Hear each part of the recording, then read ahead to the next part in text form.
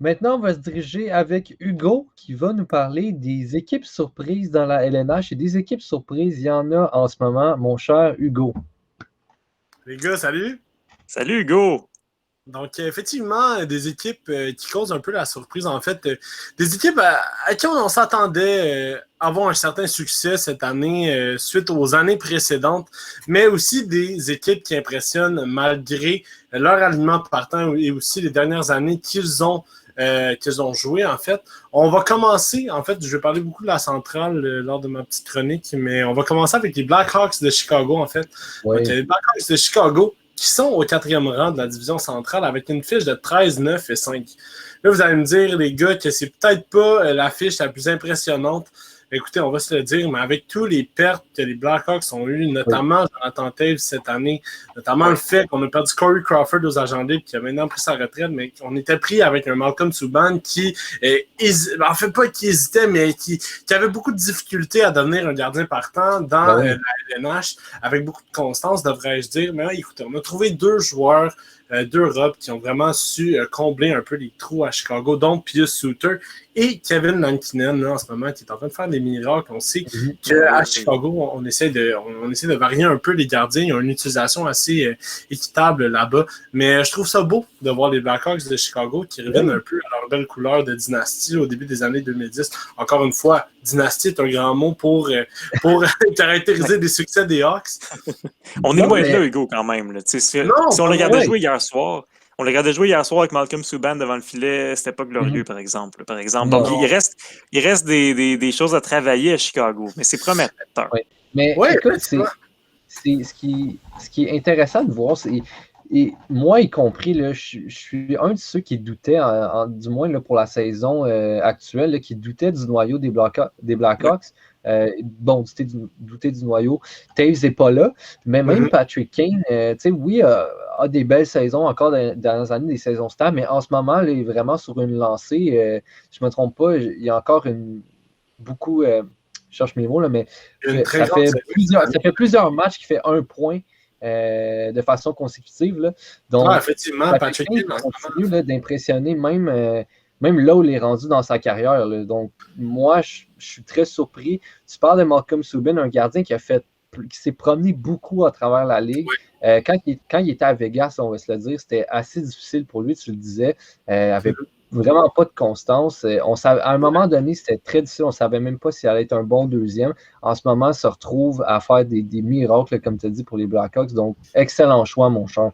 Ah oui, effectivement. Puis justement, Patrick Kane qui a disputé son 1e match hier a quand même la passe par match. Hein. Il est rendu à 38 points en 27 parties. C'est assez impressionnant. Mais j'aimerais aussi parler des deux petits derniers points que j'avais notés par rapport aux Blackhawks. C'est le fait que Kirby Dach va tranquillement revenir au jeu. Maintenant, on sait la blessure qu'il a subie lors du championnat de hockey junior et maintenant en rétablissement a patiné avec ses coéquipiers lors d'un entraînement facultatif. Donc, c'est assez cool pour les partisans des Blackhawks de voir Kirby Dach revenir, relancer ses patins, devrais-je dire. Et finalement, la maturité que Bogvist est en train d'acquérir à la ligne bleue des Blackhawks avec Duncan Keith, un beau mélange de vétérans et de jeunesse. Donc, c'est super cool de voir les Blackhawks évoluer et d'être capable de passer à un autre niveau malgré les piètres saisons là, dans les 2 dernières années. La prochaine équipe, en fait, que j'aimerais parler, c'est les Panthers de la Floride. Donc, les Panthers de la Floride, je pense que les gars, on ne s'attendait pas à ce que les Panthers soient aussi forts cette année, on va se le dire. Je ne sais pas pour vous, je ne sais pas quelle était vos attentes pour les Panthers, mais pour moi, personnellement, c'était pas de les voir aussi haut au classement. Là. Moi, je pensais que Rangers serait bien meilleur que les Panthers, puis finalement, c'est l'inverse. Je pensais que Lafrenière allait être meilleur que Patrick Hornqvist, mais finalement, ça a l'air que dans notre univers, c'est pas ça encore. Non, c'était vraiment difficile dans cette division-là. Entre autres, là, on parle de la Floride, mais de placer les Rangers, savoir où ils allaient se positionner à travers tout ça. Mais du côté de la Floride, je pense que beaucoup de gens s'attendaient à les voir plus bas. Ça, c'est certain. Là. Ah, définitivement. On parle du 3e rang de la centrale tout de même, là, derrière les Hurricanes et le Lightning de Tampa Bay. En tout cas, avec une fiche de 16, 5 et 4, c'est assez impressionnant pour les Panthers. Puis justement, tu parlais de Patrick Hornqvist.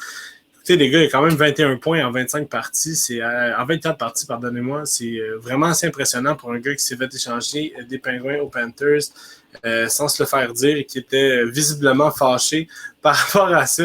Et puis, sans noter naturellement les succès d'Alexander Barkov et Jonathan Huberdeau.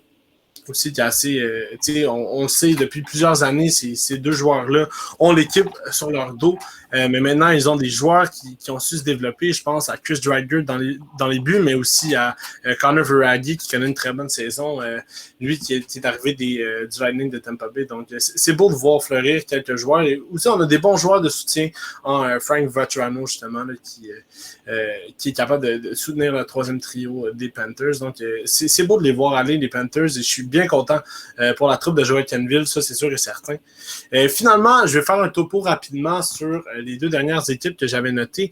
Les Hurricanes à Caroline notamment et les Islanders de New York. Donc on le sait, départ de John Tavares il y a déjà quelques années.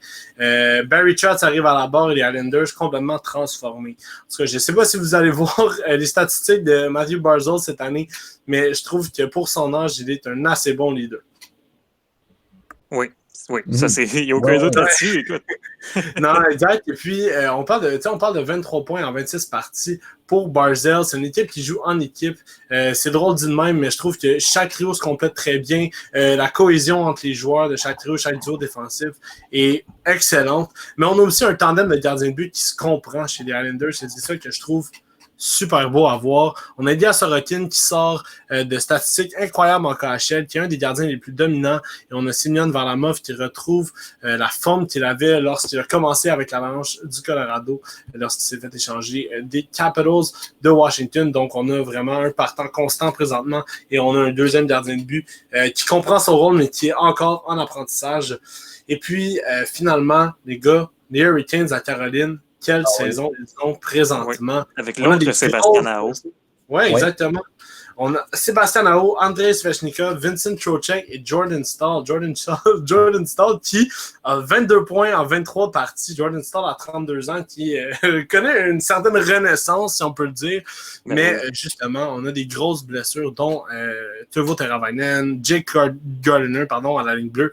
C'est des lourdes pertes pour les Hurricanes. Et puis, Peter Mrazek, justement, on perd un de nos meilleurs gardiens de but de l'organisation. C'est un peu facile des fois, mais on est allé chercher Alex Nedeljkovic de la Ligue américaine. Nedeljkovic qui avait remporté le titre avec les Checkers de Charlotte l'année dernière et puis qui fait très bien.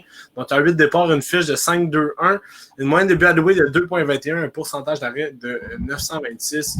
Écoutez, les Hurricanes, sur papier, on dirait pas que c'est une équipe de 18-6-1 et le deuxième rang de la centrale, mais joue très bien néanmoins.